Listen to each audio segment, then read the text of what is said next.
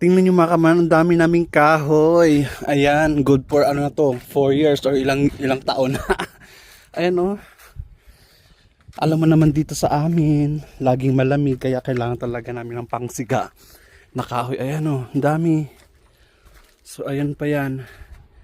Ito na yung mga lumang kahoy. So meron pa dun sa pero dito muna tayo sa harap ng bahay. Ayan oh. Pati yung bahay punong-puno ng kahoy yan. Oh, di ba? So pamay na lang po sa mga gustong mag-order ng kahoy, nagbebenta. Dito sa gilid. Ayan na, may kahoy ulit din dyan. Ayan, punong-puno. Tapos doon pa, meron pa doon mga kaman. Ewan ko ba si Darling, ba't ang daming biniling kahoy. Pero maganda na rin ito mga kaman, pang stock.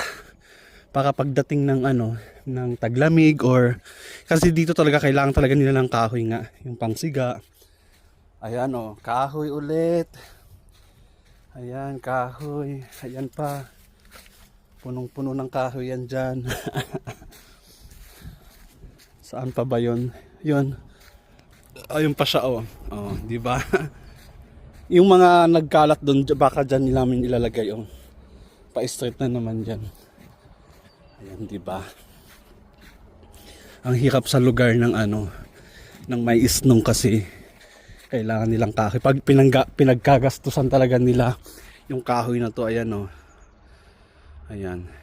Siguro sa pesos, ang gastos ni Darling ko dito sa kahoy, mga umaabot na ng 100,000, mga ganun. Di ba?